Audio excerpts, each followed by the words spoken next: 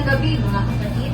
Nandito po tayo sa San Pablo City Integrated High School upang magbalik tanaw sa mga naranasan o kahit anumang experience na gusto nilang ibahagi mula sa kanilang simula sa pagiging Red Cross Youth Volunteer at umpisahan na po natin ang ating pagsasagot sa mga katanungan.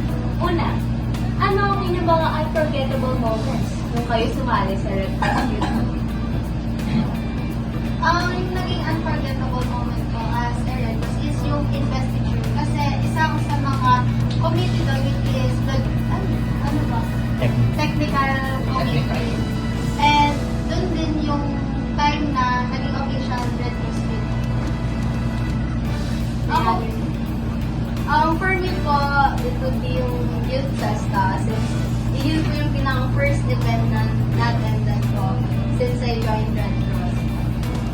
Para sa akin naman po, katulad po nung kay Dexter, pinaka-unforgettable po sa akin ay yung RCY Investiture dahil po, ayun po, pareho po kami ng Cavite, tapos po marami po, doon ko po naramdaman yung pagmamahal po ng mga kabataan po sa Red Cross po. Maraming salamat. Ating po natumayan na ang ating RCY Investiture nga po ay napaka-memorable para sa ating mga Red Cross Youth. And next question po, gaano na kayo katagal sa Red Cross? Ako is almost 3 years na. Ako po ay almost 2 years na po.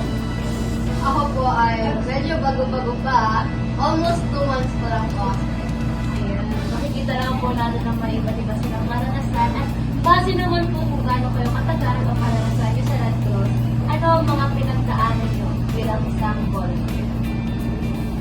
Kung ako po, sa akin po, nung nag-duty po kami nung Coco Festival po, nung may mga Mardi Gras po, sa sobra pong init noon, nung nung nag-duty po kami ay medyo nahirapan po kami, gawa po ng babad po kami sa init, tapos maghapon po kami nag-doon.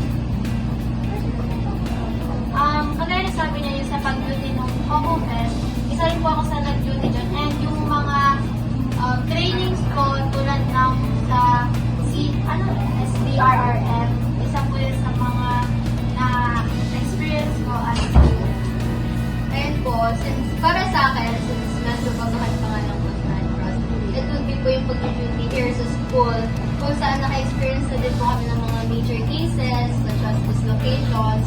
And ayun po, sobrang happy na nakakatulong na rin as part of Red Cross. Ayun, maraming salamat sa inyong mga magandang kasagutan at talaga naman po pinakita nila kung gaano kahalaga ang pagiging isang Red Cross Youth Volunteer. Tayo po tumungo sa mga susunod na mga ating favorite. Next question naman po. Ano po yung struggles ninyo sa paggagawa ng mga activities? Okay, so madami kasi dahil teacher, may advisory class din, yung mga struggles sa pagkasagawa ng mga activities, yung mga sabay-sabay na schedules, tulad ng mga school activities, minsan hindi malinig.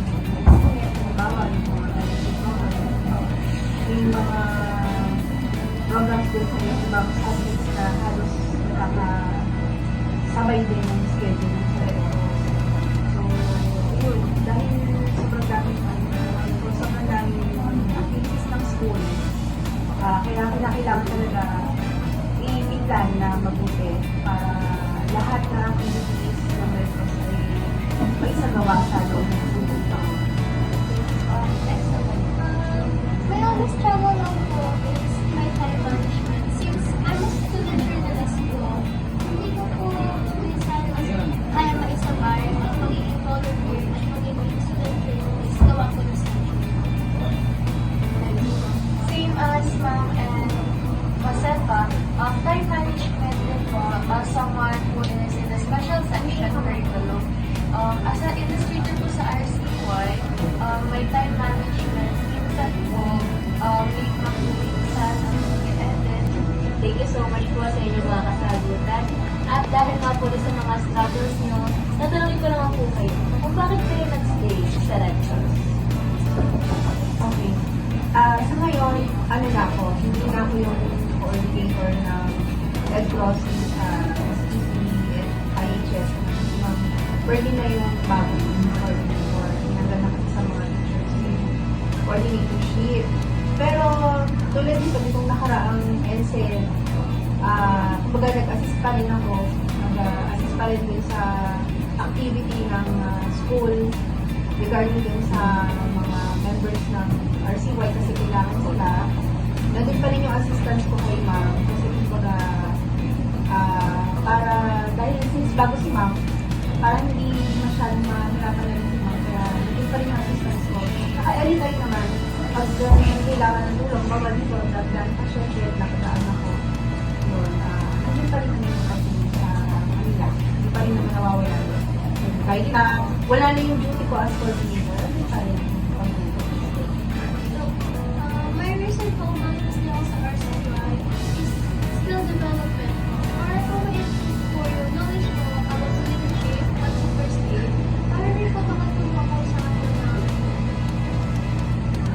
I realized po, habang nag-stay po ako sa RCY, mas madami po ako natutunan dito na pwede ko po may apply sa totoong buhay, life challenges, at pwede po silang matulungan gamit. Yun. Thank you so much po ulit sa mga share yung struggles at kahit naman po may mga kahirapan within your work, ay nag-stay pa rin po kayo upang maging sa ating school bilang isang volunteer. Ay po, thank you so much po ulit. Tayo po'y magtungo na muli sa isa pang katanungan. Ano po ang mga natutunan ninyo sa Red Cross na i-apply sa totoong buhay? Ano po? Actually, nag-training ako ng matagal-tagal na sa DSRSQC. Ngayon, ako na first aider. So, yung mga first aid activity na activities. So, nagkagamit naman dito. Lalo na pagkagawa ng mga nandito kami sa clinic, mga after sa clinic. So, kami nagbibigay ng first aid sa mga may na iniino, sa mga may pag nasusugatan. So, yun, i-apply personally. I-apply. Gaya ng sagot na, gaya ng sagot po ng advisor is, yun po, yung mga bawat training po na natututunan namin, na-attend na namin is, yung mga natututunan namin knowledge doon is, nagagamit namin talaga sa totoong buhay lang. Ito, totoong karanasan ay pag-assist kami sa school, even sa labas ng school na kapag-assist kami na nabibigay namin yung natutunan namin sa mga nangangailangan. And yun din, yung pakisama na yung natutunan ko is para makisama ka ng ayos sa mga nakakahalubilo mo, mga nagiging kaibigan mo sa loob at labas ng organisasyon. Ayun lang. And thank you. Bilang President at Advisor po ng inyong City High Council, ano po ang maaari ninyong i-share sa mga future na magiging Red Cross youth dito po sa City High? Actually, yung purpose ng RCY, and then as member of RCY, as students, may a-apply o yung may share mo kung ano yung natutunan mo sa RCY. So yung i-instill mo na parang babahagi mo na i-share mo nga yung training o yung mga natutunan sa RCY na kung saan ay in the future, dahil hindi naman kami tatagal na luwa, hindi tatagal dito sa school tulad nila, hindi sila tatagal sa school. Ako din, mga possible na mag-retire. So, ibig sabihin, before that, kailangan mong i-transfer kung ano yung natutunan mo doon sa mga magiging future member of the RCY. Yung sa akin naman is, may sinabi sa kanila or advice is, tuloy lang sa pagtulong, pag may nangangailangan, tulungan, at huwag magsasawang tumulong o sumuporta sa mga ganitong organisasyon.